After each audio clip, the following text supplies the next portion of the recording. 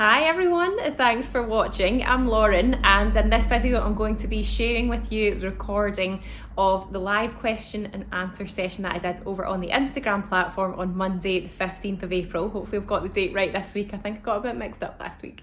So in this video I'm going to be answering questions that you have sent in beforehand, asking for tips and advice on your sewing and dressmaking projects, and also recommendations for different pattern and fabric combinations. So I've got lots of lovely fabrics out from the shop to show you this evening, and lots of really good juicy questions that will hopefully help you learn some new techniques or ideas, or yeah, it's just fun to hear about sewing and chat about that kind of thing, isn't it?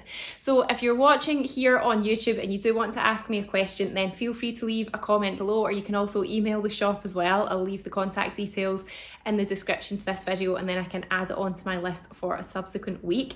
You will see me just reading through the questions and comments that come in live during the session as well, just so you've got a little bit of context about what everybody's sharing. It's always really useful to hear what other people's ideas and thoughts are on different questions as well. So I hope you enjoy it. I'm going to switch over to the live recording now, and I'll see you very soon. Hi everyone, welcome to another weekly live with me on the G&G shop floor. I'm going to be answering all of your questions that you sent in this evening. Lots of questions. You must have been more free this weekend to send me questions, because I definitely have a lot more questions this week than I did last week. Guess maybe, yeah, people were doing other festivities and things last weekend, but lovely to see you all. I hope you've all had a nice day, had a nice weekend, had a good week since the last time I saw you. So thanks for joining. And yeah, I've got quite a lot of questions to get through tonight, so I will try and blitz them as much as I can, but lots of things to answer, things to show you, so hopefully lots of inspiration coming up for your sewing and dressmaking projects. Hi from Sweden. We're international, that's lovely. Bit more local than Leicestershire. So yeah, it's really nice to see you all. Before I get started, there was like a couple of sort of things that I wanted to chat about. We haven't had many new fabrics arrive this week. Kind of just comes in fits and bursts at this time of year. But what I did want to just sort of let you know, and I can appreciate that this is maybe not totally feasible for all of you, but we have got a couple of dates of our really popular sewing retreats now available. So we've got a date towards the end of July, and then we've got one in September as well. They're both over a weekend. It's 3 days. 3 days of sewing here in Moseley with me and Layla. So some of you might know Layla. She used to teach a lot of our workshops. I've managed to get her to come back again and do some retreats. So we do just have a couple of spots left, but it's really good fun. And you get to hang out with me and Layla for 3 days. I mean, what more could you want? And of course do lots of sewing. But yeah, they're always really good fun, and like have a little bit more of a sort of social aspect, because the people that come, we're together for 3 days, so you kind of just get to know people a little bit more. So yeah, they are available to book. They're on the workshop section of the website. And then the other thing that I wanted to give you a little exciting heads up about, because I feel like I've not talked about it for ages, is the next Sewing Society kits that come out. So because we had a break for having new kits in May, while we just sort of caught our breath after the busyness of April when we had our special sort of birthday kits, the next kit release will be in June. But because we always release on the first Wednesday of every month, and the 1st of June is actually a Thursday, then it means that the next kit release is not until the 7th of June. So it's kind of feeling like ages. But it will be hopefully nice and summery by then here in the UK. Those of you that are here and kind of waiting for the nice warm weather to come, I'm holding out for it as well. But yeah, we've got 2 really lovely, nice summery projects coming up in the next kit. One of them you would use, and the other one you would wear. So there's a little bit of a hint there. And I'm really excited about the fabric, especially, that is in one of them. Obviously I'm always excited about the fabric. Excitement levels are generally quite high, but sometimes they sort of fluctuate and get a little bit higher than other ones. And the fabric is really cool.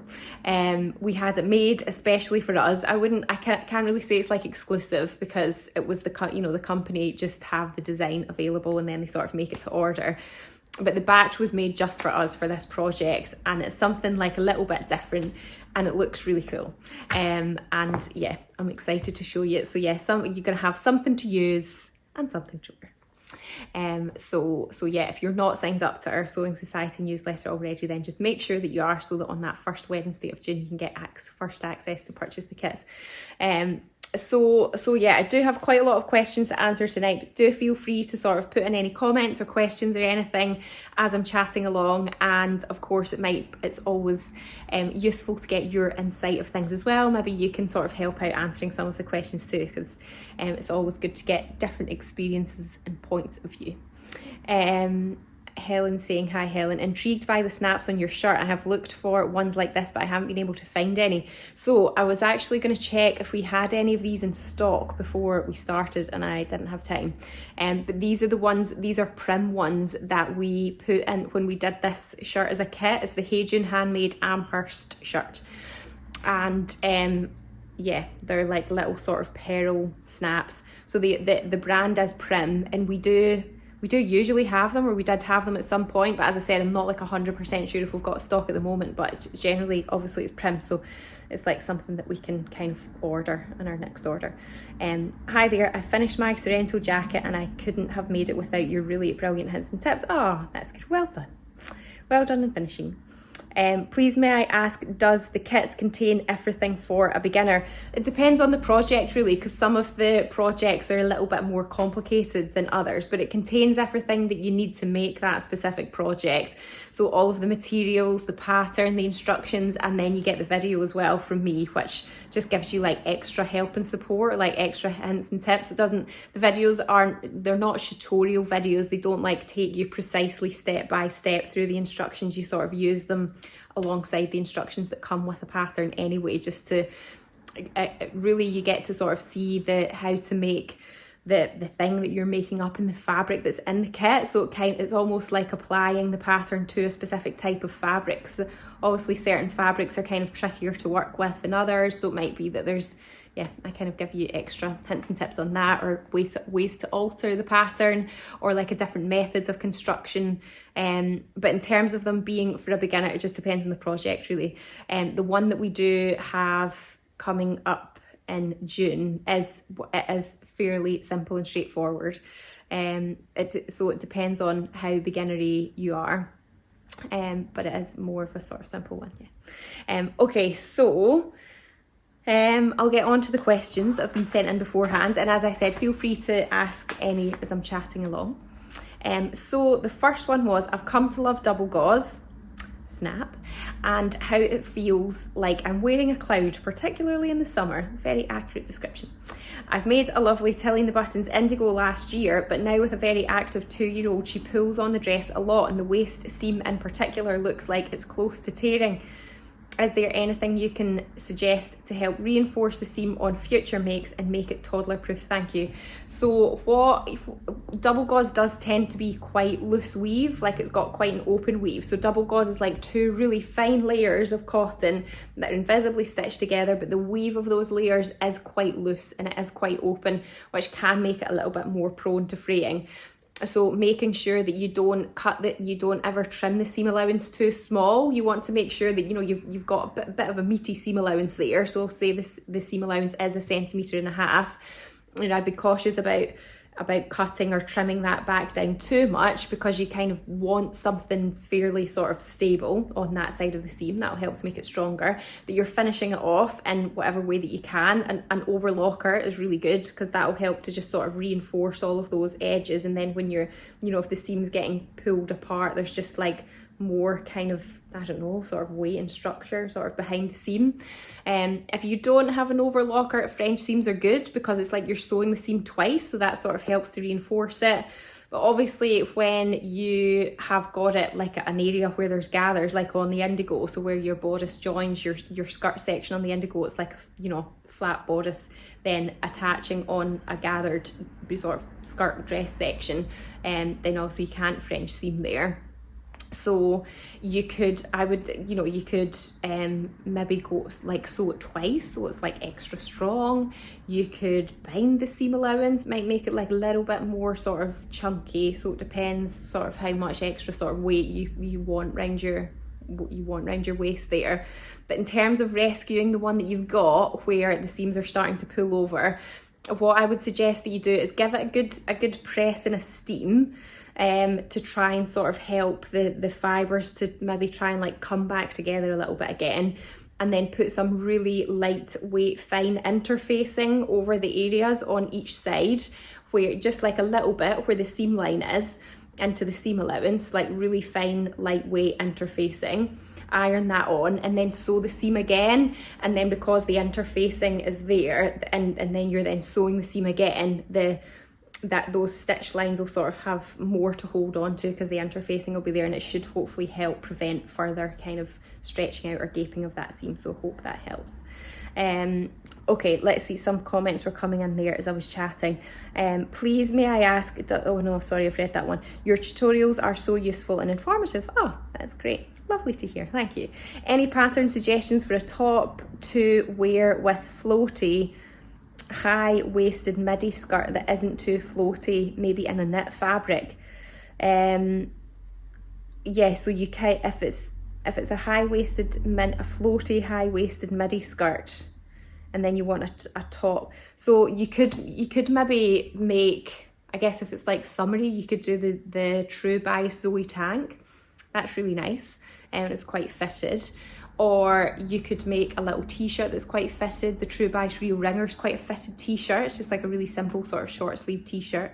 I think that would look nice. Wore my Elodie and Chica Chica today for the first time. Had 4 compliments from people on the print. Oh, that's lovely. I'm sure you looked lovely. Fabric for making a lightweight parka, black, and pattern suggestions easy. I would probably need to just add that onto my list for next week in terms of looking for patterns. I don't have any black lightweight fabric really for making a parka at the moment, but I can add that. If you send me a direct message, I'll do some research on it and I can add it to my list for next week. Interfacing is what I do to mend worn areas as well. That's good to know. So yeah, good suggestion there to make that seam a bit stronger. Okay, the next question was, I'm making a dress that has a waistband, and when I have cut it out, the waistband does not go around my waist. I'm 2 inches below the measurements, and I've checked that you only need to cut 1 on the fold. So should I try to work out whether a much larger size's waistband would fit around me and use that? So I don't, it's a little bit hard to answer this question because I don't have too much context around it. If you are watching and you want to give me a little bit more context, please feel free to do so. But what I would say, what's coming to mind is that I would say it's probably like quite unusual that the pattern would be so far out. It's almost sounding like it's got negative ease, but I feel like, I don't know, would a pattern that had a waistband like that have so much negative ease? I don't know. The other thought that came to mind is maybe there's just something else that's making up the waistband. So say it's maybe like a shirt dress and it's got a button placket down the front. So then maybe like the waistband comes around and then the button placket's there as well. So then that adds extra width to the waist. So it could be that. Or it could be that maybe you measured yourself in a different place of your waist as to where the pattern intends the waist to be. So it could be maybe there's a sort of discrepancy in the measurements there. My only word of caution would be in terms of just go sizing up to a bigger size. I suppose you don't really want to make it bigger everywhere else if you don't really need it there. So yeah, I hope that maybe gives you some ideas to check out. But if you are watching and I'm not answering your question, you want to clarify a little bit, please feel free to comment. Okay, the next question was, I like a button shirt. Snap, me too. Hello, I'm wearing one. Please, could you explain why some have a button placket, ?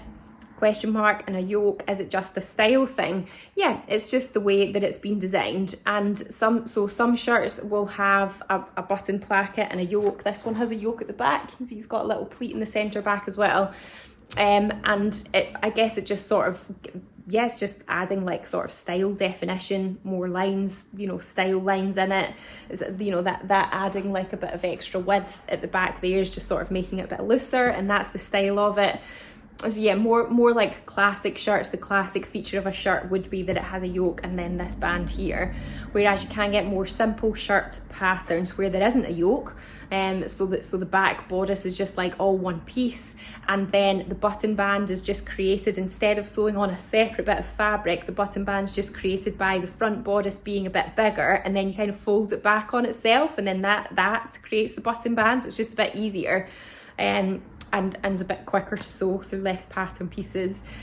So the one that's immediately coming to mind that fits that example is the Avid Seamstress the blouse pattern. It's really simple because it's just a really simple front and back bodice, and the button band is just grown on, and then you sort of fold it back to make it. So yeah, it is just a style thing. You know a good pattern for silk and the size you need for sewing. Sorry, needle size. I would say for silk, you probably might need like a micro text can be good because it's extra sharp, and either like a 60 or a 70 is probably best. And you can get special pins for silk as well that are very, very fine, just so it doesn't help snag. There's lots of different patterns that you can use for silk. Patterns that where they recommend viscose or rayon or those kind of fabrics are good for silk as well, because they might drape in a sort of similar way. But that I guess that's if it's like the sort of drapey style silk. Obviously there's different types of silk, but yes, silk can be quite versatile fabric. How would you finish off the unlined boiled wool? I've got that question coming up. Sometimes I lose track of where I am in my page if I don't answer the questions in order. I'm coming to that one. Definitely got it on my list. I'm looking for a pattern for a simple shirt dress, no fullness, gathers at the waist, please. I think the Tilly and the Buttons Rosa shirt is quite sort of fitted and straight. I don't think it's got fullness or anything. Might maybe have sort of tucks. Somebody will be able to tell me. But yeah, the Tilly and the Buttons Rosa, I think it should be a good one for that. Okay, the next question here is, I'm still struggling with my M&M Eve trousers. I made a pair with lots of adjustments of the seat/crotch length to make it shorter. I feel like they're quite wide around this area, so not very flattering. Should I have narrowed them here too? Maybe the fabric, what I think is quite a stiff linen. I think with the Merchant & Mills trousers, there is just a bit of fullness in that area. That's the style and design of them. They're not totally fitted. They're fitted at the waist, but they're not fitted over the hips. So they do have those little sort of tucks or kind of pleats at the front.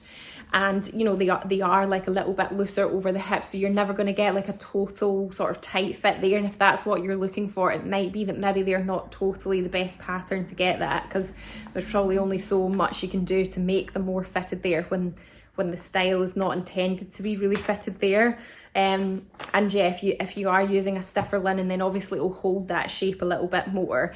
I've got a pair of Eves that I've made in our Serona linen, which is a bit more sort of floppier. It's a bit lighter weight than a more traditional type linen, like our enzyme linen.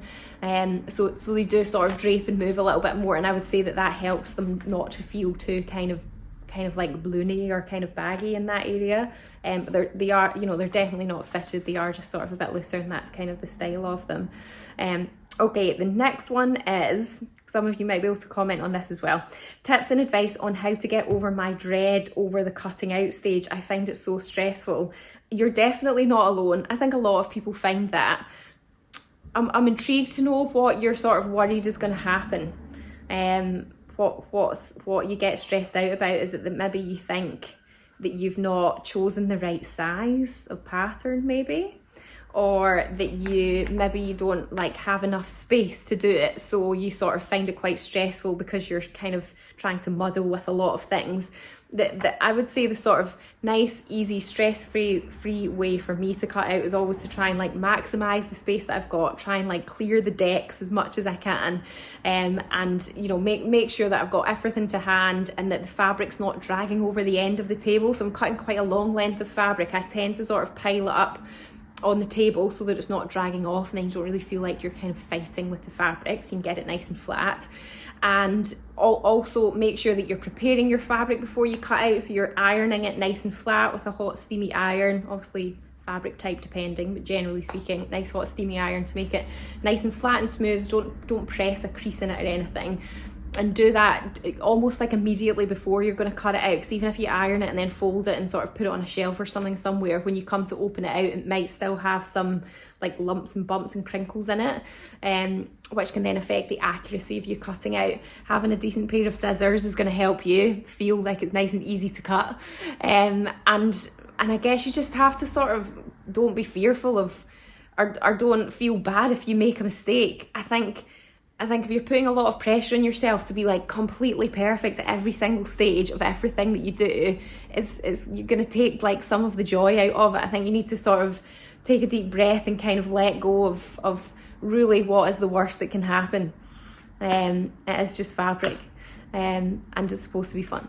But if anybody else like feels really stressed about cutting out, or maybe you used to feel stressed but you've like found a way to get over that, please share and I will read out your comments.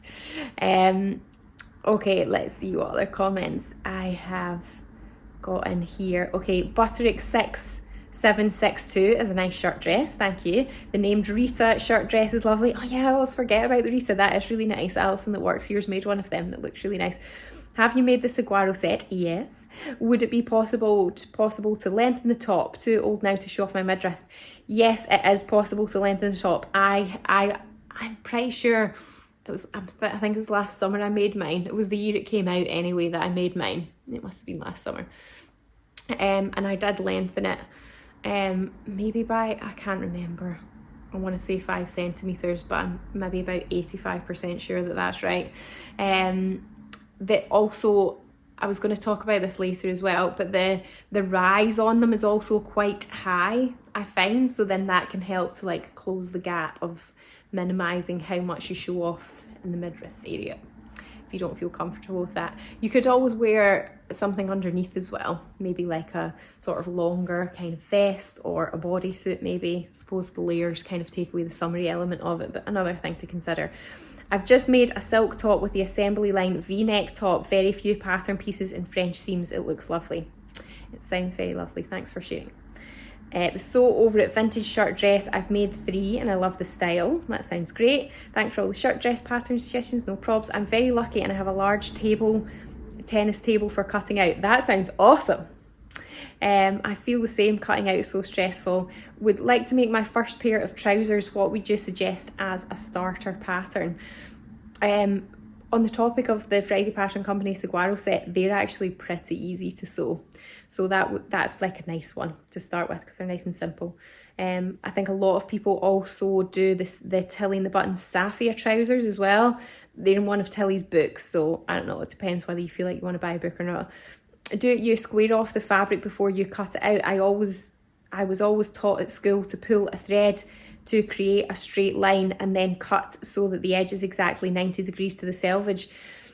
You can do. I personally don't do that, but I don't like actually cut it to square it off, but I do spend a bit of time like making sure that it is sitting really quite nice and straight, and depending on whether the fabric has been cut or torn from the bolt or roll will depend on what that sort of like cut edge looks like. Sometimes it doesn't totally line up, or it's not, I would always focus more on getting the selvages nice and parallel and making sure that they're smooth towards the the fold in the fabric, and that there's no sort of pulls or drag lines anywhere there.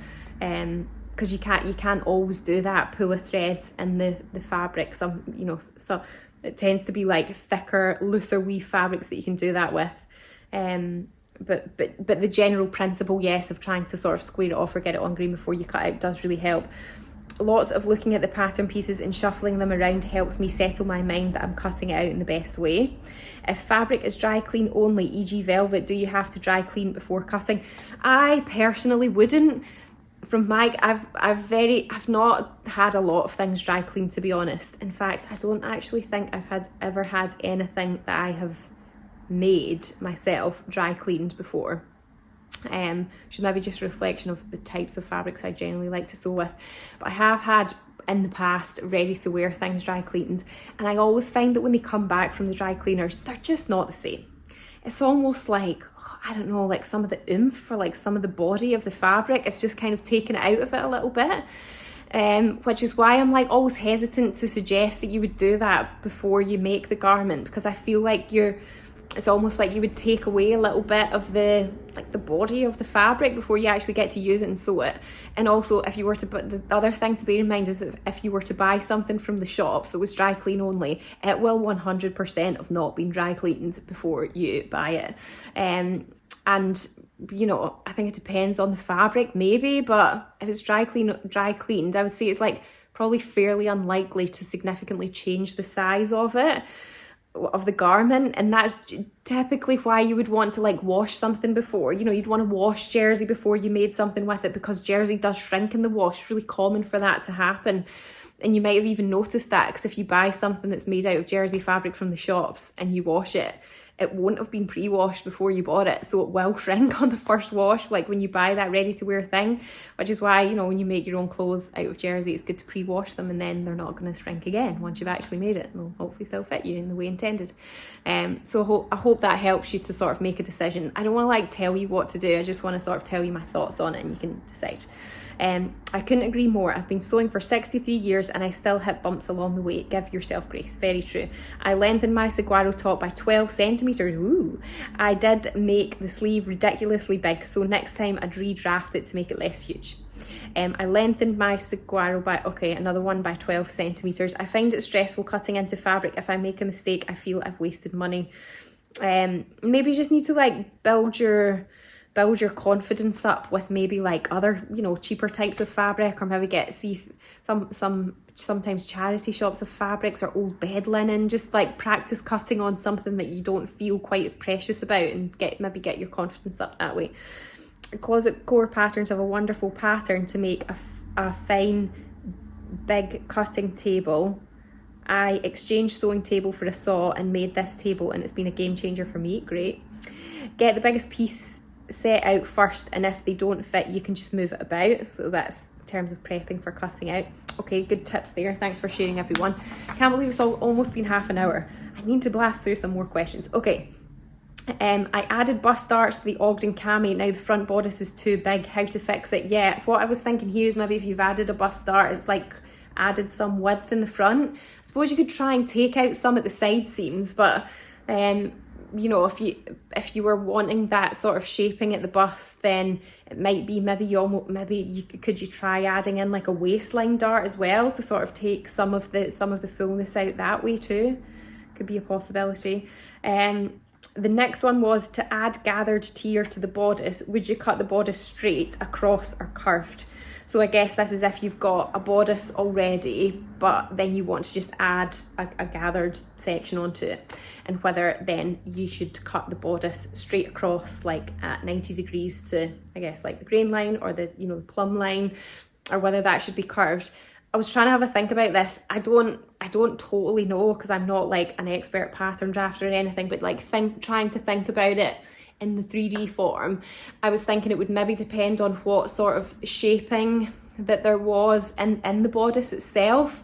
So for example, if it's quite a shapeless bodice and it doesn't have darts or anything, then it might be that the bodice needs to be curved a little bit, because it's almost like you need that shaping in that line there to go over the bust. Like if you cut it just straight, and then your bust is going to sort of pull the fabric out, isn't it? So then that would kind of lift it up a little bit. So then if it's like curved, you know, curved more like that, like down in the center, and then your bust lifts it up, then it would sort of level it out. So I was trying to sort of think about it that way. So yeah, it might depend on whereas if it's a more fitted bodice and it's got bust darts to sort of account for the fullness in the bust, then yeah, it might be okay to have it straight. And then I was also just generally thinking from experience of like making things that does have gathered sections, I think they usually are curved a little bit. So yeah, something to think about there. Okay, somebody's saying, I agree with practicing in cheap fabric / old duvets. It really helps to build your confidence without the worry of ruining good fabric. Okay, so the next thing was, I'm just starting out and I'm loving your posts. Thank you, that's great. What would you recommend for a beginner? So it depends how much of a beginner you are. Like if you're a totally beginner at sewing, or if you've maybe done some sewing but you're like a beginner garment maker.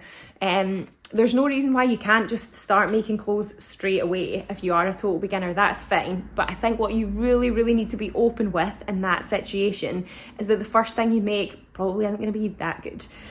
You know, you really need to see it as a learning experience, and do not put too much pressure on yourself in the start. You have to be very open to learning through making mistakes and a lot of trial and error, and try to see that as fun rather than that, oh, duh, I got it wrong, or like, oh, I don't understand that. You know, try to sort of embrace the learning process. But garments like a simple skirt or pajama bottoms that are, you know, they're quite loose fitting, so they're quite easy to, you know, to sort of put together, don't have many pattern pieces, or there are some, you know, really sort of quite simple tops where it's just more like you're pulling it on over your head, so they're a little bit easier. The Tilling the Buttons Stevie comes to mind, for example. It's just quite a sort of simple, loose fitting kind of little top t-shirt that you can make. So yes, hopefully some food for thought there. The next one was, do you know where you can find left-handed micro serration shears? I'm afraid I don't. I did ask Prim if they do any, and they don't. They do left-handed shears, but they're not micro serration, so I'm not sure. If anybody else knows where to get left-handed micro serration shears, please share. Okay, the next one was, how would you finish off, that I'm coming to your question now, I'm sorry, you ended up asking me this a while ago and I'm sorry I'm only getting to it now. How would you finish off unlined navy boiled wool jacket so that the seams look neat? So I would definitely make sure that you're pressing them really well with a nice hot steamy iron, so that they are sitting nice and flat. You can use a wooden clapper to help you with that as well. We sell them in the shop too. We get them locally made, so the clappers really help to sort of set the seams nice and flat and get them, you know, sort of sitting really, really nice and crisp. Boiled wool tends not to fray, so you don't necessarily have to finish it off with anything. But if you wanted to kind of do something to sort of just make it, I don't know, to do, you know, to treat them in some way, I was thinking you could either top stitch them down, so you kind of like make a feature of them. So maybe if you press your seam allowances open, and then you could top stitch them down, you wouldn't need to turn them under or anything because they're not going to fray, but that would just sort of hold them flat and I guess make them look a little bit neater. Or the other thing that you could do is bind them with bias binding, and that would add like a little bit sort of contrast or interest, or yeah, just a little bit more of like design on the inside. So that's something else to think about as well. And then we have got any tips for lining the Friday Pattern Company Ilford jacket. I believe they have a blog post or maybe a video on how to do that, and some hints and tips for actually lining it. But I would probably say the easiest method might be, or not the easiest, but one method could be just to like literally cut out your lining and your main fabric pieces and put them together wrong sides facing, and baste them within the seam allowance before you actually start constructing it. So then it effectively becomes like they're one layer of fabric. So then by the time you've actually made the garment and sewn it, it's already lined. In that situation, you do need to just think about how you're finishing off the seam allowances a bit more. Like it might be, maybe you bind them, for example.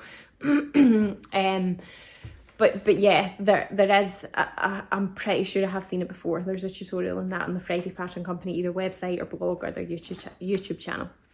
Okay, the next one was, again, I'm sure people are going to have comments on this because I feel like some people have sort of strong feelings either way. Are dress forms worth it? I've been eyeing one, just unsure whether I'll use it. I'm going to be really honest, I've tried to use one before and I just don't find it useful. Personally, that's like a very personal thing to me. I don't want to like tell you definitely don't get one. I just want to give you my own experience. And I just generally like don't really find them that useful. I just feel like, you know, off the shelf, they're never going to be totally like your body.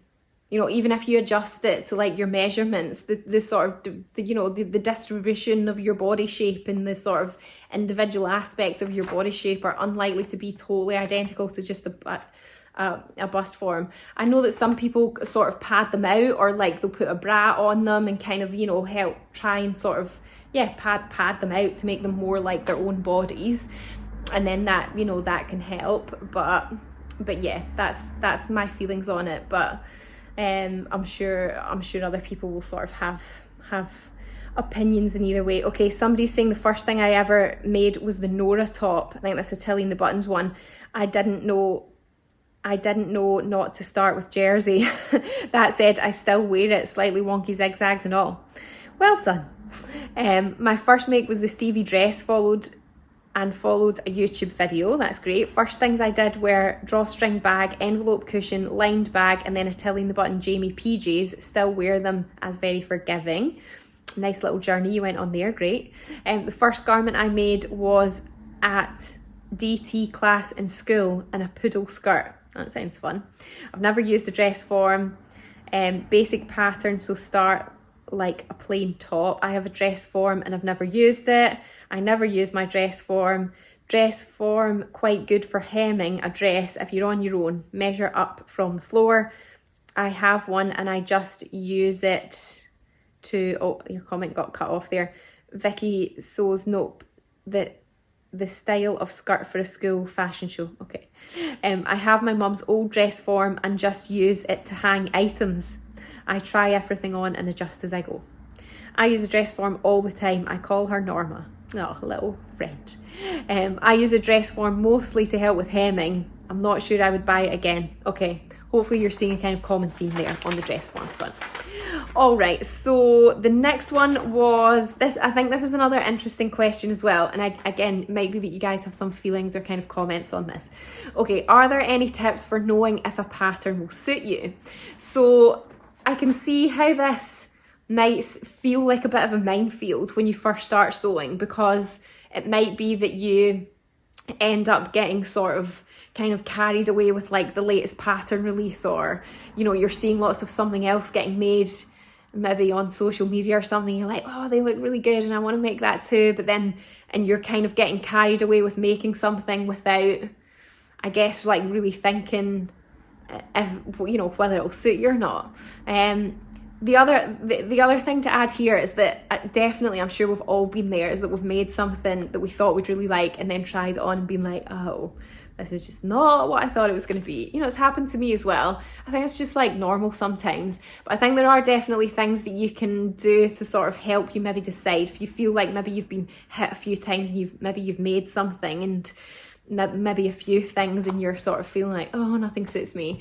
As what I would suggest that you do is try to get used to reading the technical drawings that come on a pattern. So, you know, when you look on the back and you kind of see these, you know, I would call these technical drawings here, they're sort of showing you that, like, they're outlining the construction of the pattern. They're showing you what type of sleeves they've got, what, you know, where the waist is sitting. Having a look at that and having a look at the finished garment measurements will sort of help you to work out and try to envisage what is this garment actually going to be like when it's made. Because when something is just made and you sort of see a photo of that, it can be hard to like unpick how it's been made or the type of dress it is sometimes, say if it's a dress, and then how that would sort of adapt to your shape or what you feel comfortable wearing or what your personal style is. So it might be that you try to sort of work out how much ease a pattern's got. It might be maybe you prefer things to be fuller or looser, you prefer them to be more fitted. So starting to understand how much ease, which is the difference between your actual body and the finished garment, that difference is the ease. How much ease is designed in the pattern and whether you want that or not, whether you feel comfortable with that. And then also that you're then picking the right size. Like maybe you're feeling like something doesn't fit you or suit you because maybe you're worried things are going to be too small, so you always make a size that's too big just in case. But then you feel like things don't suit you because they're just too big. So it might be about maybe changing your perception of picking the right size in the first place as well. And also just generally looking at the hashtag for a certain pattern can be useful as well. Whether that's on Instagram or you're just doing like a Google image search or something, because if it's a popular pattern that's been made a lot of times before, you'll see lots of pictures of it on different people. So then it might be that you're more likely to see somebody that you identify with or that you feel is similar to you, and then that can help you maybe have a bit more confidence. You feel like that thing might sort of suit you. So let's see what sort of suggestions you guys have got, because I'm sure you'll have really good ones. I tend to use garments I love wearing as a guide and I look for patterns like that. Reeve, something will suit you. I invested in a style and colour consultation. I now have a really clear idea of what suits me. Expensive, but I'm really glad I did it. One thing my friend does is see the styles of ready-made in the shop, try on, take a photo so can tell if the style suits her shape. I find it useful to look at a pattern hashtags on Instagram and decide if a garment will suit me, to see what patterns then to look for the styles that she likes that's out there and the patterns out there. I also had a colour/style consultation, so I have a good idea of which styles to go for or avoid. Vogue Patterns used to put something on the back of the pattern envelope to show what body shape the pattern was suitable for. Have made some shockers though, copying other people. I loved your video of finished size vs recommended size. Yeah, I've got a video on a blog post. I think it's in the Sewing Society article section, so the Sewing Society part of the website, and there's some articles and blog posts there. I'm pretty sure it's in that section, so it just talks a little bit more in depth about, yeah, like picking a size and kind of interpreting the sizes in a pattern when you come to choose what to make. Okay, so hopefully lots of ideas there. Okay, the next one was goodness, I really need to try and blast these. I'm sorry if I don't get to your question tonight. How far can alterations take you if a pattern does not suit you out of the envelope? In a nutshell, I would say potentially only so far. It maybe depends on your adaptation abilities, like your pattern manipulation abilities, and it might also depend on what the block or the sort of way that the pattern was drafted in the first place. And some patterns are drafted for maybe more like a certain body proportions in mind, and if you're very different from that, then it would, it's going to take a lot of extra work to get there. So I think it depends on whether you like the process a lot of like really fiddling and tweaking and adapting things, and if you feel confident in that and you enjoy it, then it might be that you keep going to get a fit that you want. But if you're not really getting anywhere, it might be maybe that you just have to try a similar style in another pattern, and because that'll have been drafted from a different block in a different way by a different designer, it might be that just fits the proportions of your body a little bit more. Okay, the next one was, I'm interested in hearing any adjustments people have made to the Saguaro set, or what would they do if they made it again? So yeah, quite a lot of people so far have said that they definitely lengthened it. If I was making the trousers again, I personally found that they were really quite high-waisted. So if I was making them again, I would probably take a little bit out the crotch height, maybe like an inch, but I would lengthen the leg, because I feel like when I'm not particularly tall. I don't know how tall I am, maybe like 5'5". I feel like when I pull my saguaros up and like the crotch is like sitting where it should be in the crotch, that they are quite high, and then that the length is just like a little bit cropped for me. Like I feel like I just want it a bit longer, so then I end up sort of wearing them a bit lower, but then it's like the crotch is a little bit too low from what I would ideally want it, but then that makes the length better for me. So yeah, I think for me that would be the right combination, to just take some out of the crotch length and then make the trouser leg longer. So I hope that gives you some food for thought. Okay, the next one is, I'm using a modal French terry to make a blackwood cardigan. Do I need to finish the seams? Will it fray? It's unlikely to fray, so I don't think you need to. You should be fine. Okay, next one is best way to lighten / bleach denim fabric to uniform pale 80s fade before sewing into jeans. So I have bleached denim once. I did it with our 100% cotton Cone Mills denim. I did it as part of the videos that come with the Dawn's jeans kit. I talk a little bit about how to like distress and bleach your denim. It was very experimental. I didn't totally know what I was doing. I was just like trying it out. And I have to admit, I didn't totally like the process, only because I don't really like bleach. Like it kind of freaks me out. And like the smell's really strong, and I ended up doing it outside in this like big kind of washing bucket thing that I have. And I found the whole process like a little bit stressful, to be honest, because there was just like lots of bleachy water everywhere and like it kind of smelled and stuff. And then, yeah, I managed to get it quite a bit lighter. If you look on the Dawn jeans kit listing, there's a little photo that shows you the difference of sort of what I got by bleaching it, like what the original fabric was like and then what it looked like as I bleached it. But yeah, to get it like really, really pale, I feel like you'd have to like really go for it with the bleach, and I don't know, it was a bit much for me. I'm sorry, I don't have more wisdom on that. If anybody else is like really bleached denim and it's gone well, do share. Okay, the next one was, I have a very, very loose weave knit fabric to make it into a cardigan, but how do I stop it being chewed up as I sew it?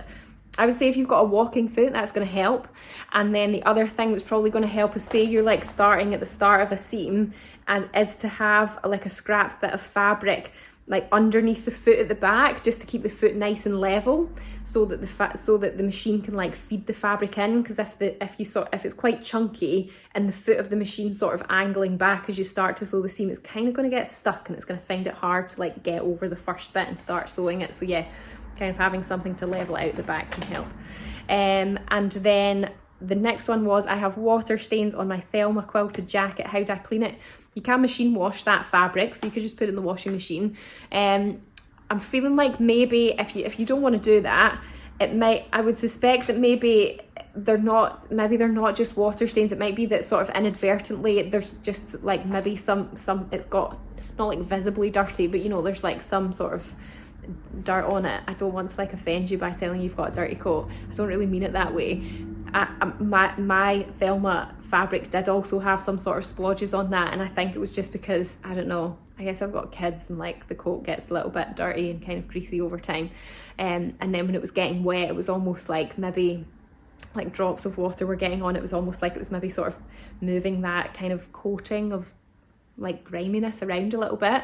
Again, I'm sorry, I really don't intend to like sound like I'm offending you here by saying you've got a grimy coat, but it might be that maybe you just need to, if you don't want to wash it, it might be that just maybe you need like a soapy wet cloth to try and sort of wipe it a little bit more, or sort of clean it, or try and break some of that down, and that might help. So hopefully that works. Okay, there's been quite a few comments coming in, so I'm going to try and get through them, and then I'll answer the rest of your questions in the last sort of 15 minutes or so. Okay, how far do I go back?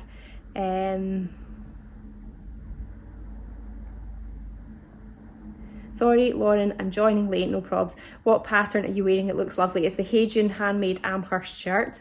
I found someone with similar measurements to me using the hashtag thing on Instagram, and it's been super helpful. Oh, that's a good tip.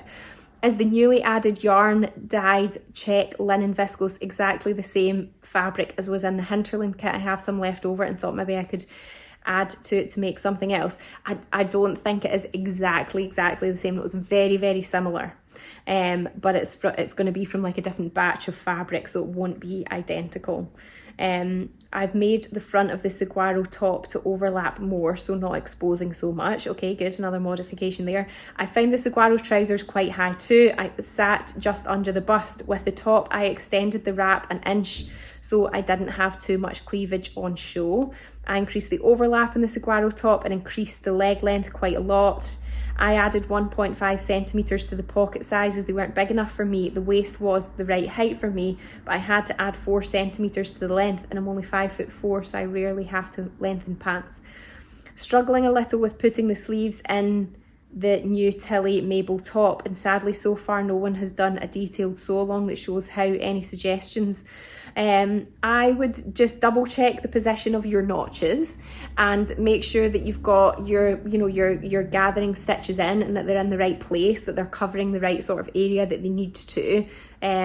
You could like really go for it with the gathering / easing stitches and make sure there's 2 in the seam allowance and 1 a little bit bigger, and that can really help to ease it in as well. Lauren's distressing denim video is excellent, well worth a watch. I'm glad you've said that, because it was, there was lots of deep breaths taken through a mask as I was bleaching that denim, so I'm glad that it was worth it. Okay, has anybody tried the new Friday Pattern Company Donny top? I've just made it and I love it. I tried the Donny, it came up very short but a great sew. I've just sewn the Donny, it's short on me, but I like it. I don't normally like short, but I like this top. Okay. Is it suitable for a beginner? I love the summery look. I suppose it depends on what your definition of a beginner is, but I would say it's like fairly simple. Yeah, I've also made the Donny. I lengthened by 4 inches as I'm 5'10", and I'm very glad that I did. Donny also has an interesting sole. Okay, good to know, everyone. Thanks for sharing. Okay, so the ones that I've got that are more sort of like fabric and patterny related is, so could you hold up the flower fans on blue viscose fabric? I have a small swatch of it, but I'm trying to imagine it as a full dress, thinking about the Nina Lee Kew. So this is the flower fans one here. Flower fans on blue, it's $9.90, it's 100% viscose. It's a pretty small scale print, quite random, definitely no pattern matching needed here. And hopefully just seeing it in the context of a person, you can get an idea of what it would be like. I do think it would be really nice for that pattern, so hopefully that confirms what was looking like a nice plan anyway. The next one was, would the Fabric Godmother Celine fabric be good for the Friday Pattern Company Saturday set? Yes, I think it would be. This is the Celine viscose crepe fabric. It's £16 a metre. It's 100% viscose, and because it's a crepe, it's got that really sort of lovely crepey texture. It's a little bit more weighty, but it's still got really beautiful drape and swishiness, and yeah, I think it would be gorgeous for a Saturday skirt. So yes to that one. I have a question for the next live. I'm looking for a pattern for a dressing gown / robe type garment, not a bathrobe. Any suggestions? I would say the sew over at Sylvia robe is really nice for that. There's a few different variations, and you can add a tie belt as well. And yeah, we did that as a kit a few years ago, and it was really nice. Would your design fabric work for a knit dress instead of a sweatshirt? I'm presuming you mean the Chiquitita one. Yes, I would say is the answer to that. I think it would. And then the next one is a drapey fabric idea for the chalk and notch midi for a birthday. So I was presuming that one was the orchid midi dress, which is this one here. It's a little wrap dress, and it's got an elasticated waistline. Looks really nice. And yeah, I think, sorry, you'd actually, I missed that on my question that I'd written down here. Where's it gone? Atelier brunette fabric. Yeah, I do. The Atelier brunette viscoses and viscose twills would be really nice for that. What I did pull over for that one, I did pull something out for that. I can't, oh sorry, I've like lost my train of thought on that now. But yeah, that would, you know, a viscose crepe would be nice for it as well. Any of the viscose prints would be really nice for this one. Yeah, it's to be a woven fabric with a nice drape. Okay, then we've got, would viscose sateen work for the Donny? Yeah, I guess it would. Yeah, it would work. My other suggestions for the Donny would be, I've got a few here. I was talking a bit more about this last week, I think it was, whenever the pattern came out. This is a yarn dyed linen, which is really nice. I think that would be good. This one's a cotton, like a chambray. What's it called? Sorry, it's a linen and cotton, indigo linen cotton blend, 55 linen and 45 cotton. I think that would be nice as well. Double gauze would also be nice.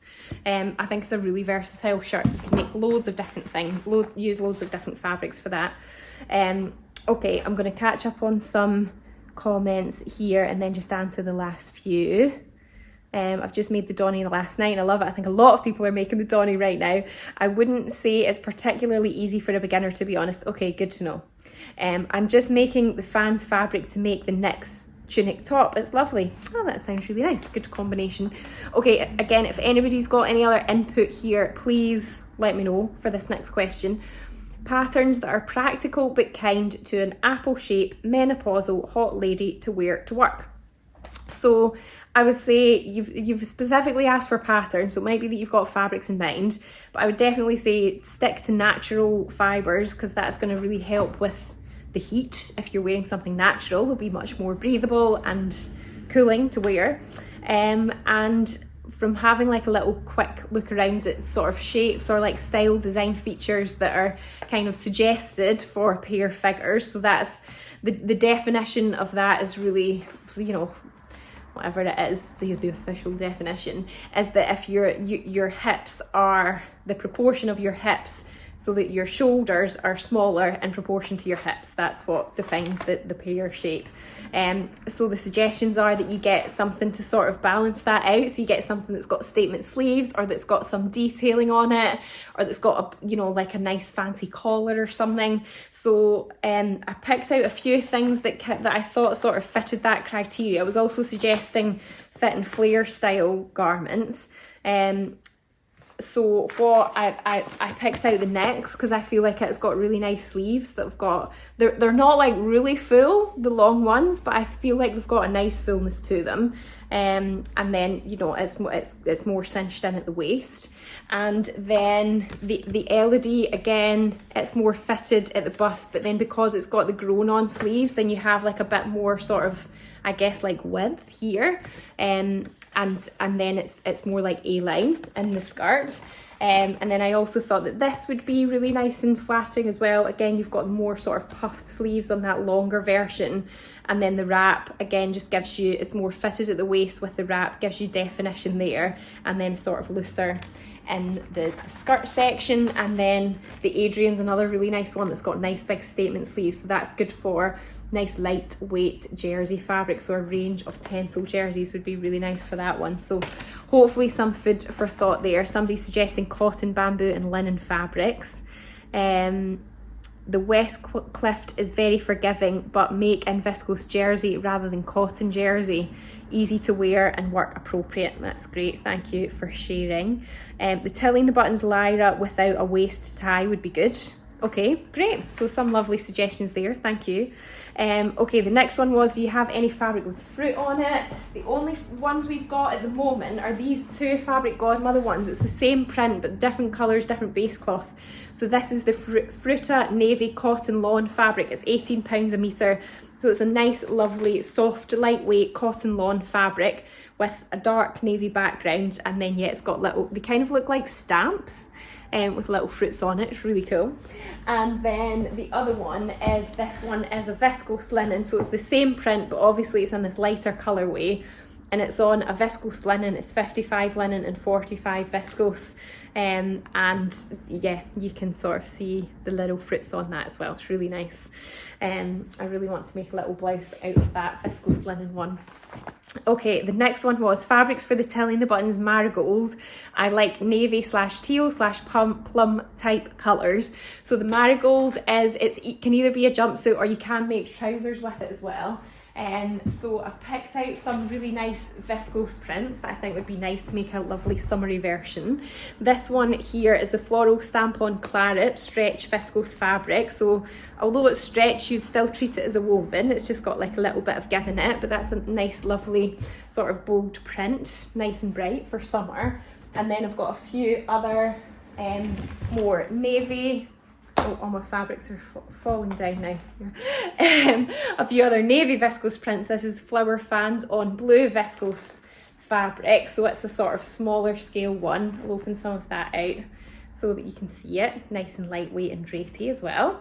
So that'd be another nice option. And then again, another few mixture of, sorry, there's like fabric all over the floor here that I'm tripping over. This is an Atelier Brunette one. That is a viscose twill. It's the Fizzy Night. So it's a little bit heavier because it's got that twill weave, but I think that would be lovely as well. This is, I think this one might be a tencel actually. No, it's not. Ecovero viscose. It's the Fibre Mood Ink Squiggle Ecovero viscose fabric, £14.40 a metre. So it's a dark navy with these black squiggles on it. So another nice navy option there. And then this is a bit sort of bright navy, but a bit brighter. This one here, this is a viscose crepe as well. So it's nice and soft and fluid and drapey. And this one is, oh, let me get the tag out. Cool Splatter Viscose Crepe fabric, and it's £10.50 a metre. And then the last one that was sent in beforehand, I can't believe I managed to actually get through all of them towards the end, that seems impossible, is ribbing that matches this navy and white cotton loop back. So it's the wide striped navy and white cotton loop back jersey fabric. It's £18.60 a metre, and we do have it in the reverse as well. I've got a Jennifer Lauren Gable top in the other colourway of this fabric, which I love. I wear it a lot and it's lasted really well. It's a really nice fabric to wear. but in terms of ribbing or cuffing to go with it, I don't really have anything that's an exact match. So I've got the navy cuffing here and then also the navy ribbing. But I feel like the navy's not exactly right. I wanted to show you anyway, just so you've got some context, but I don't know. If it was me, to be honest, I would probably just use the same fabric for cuffs or hembands rather than trying to find a navy that matched exactly, because it doesn't, it's just, there's just so many shades of navy, isn't there? It's hard to get one that matches exactly. Okay, phew, I managed to get through them all. Apologies if you did send one and it wasn't on my list. Remind me and I can add it on next week. Let's see what other comments here. The menopause question, I am with you and live in Zadie jumpsuits. Lots of different fabrics can pop a tank under. Great for being able to loosen the ties if needed. Okay, that's great. Wolf, that twill viscose would that twill viscose work for a swishy skirt? Yeah, it would. Twill viscose is really nice. It's just, it physically feels like a little bit sort of thicker, but in terms of the way that it drapes and moves, is just really, really similar. It's still going to swish around, so yes, that's that. Okay, well, thank you everyone. That was a lot of chatting tonight. I hope you found it useful, and I do really appreciate your input as well. It's always useful to find out what your experiences are, because they're going to be different from mine, and it's nice that everybody can sort of share together, and that you can, you can kind of benefit from other people's experiences of doing certain things, and not just listen to me the whole time. Well, you have to listen to me saying it, but it's not just me that it's coming from. So I hope you enjoy the rest of your week. If you joined late, don't worry, I'll be sharing it on Instagram, and then I'll repost it onto my YouTube channel as well, hopefully in the morning. And then I'm like losing track of weeks. It's not the bank holiday again next week, is it? That's the week after, so I will be here next week. And yeah, I hope you have a wonderful week in the meantime, that you get time to do sewing. And thank you for all your thanks, everyone. It's lovely to see you all. Enjoy the rest of your evening, and I'll see you very soon. You deserve a drink after that. I'm desperate for a cup of tea. Okay, thanks everyone. Bye.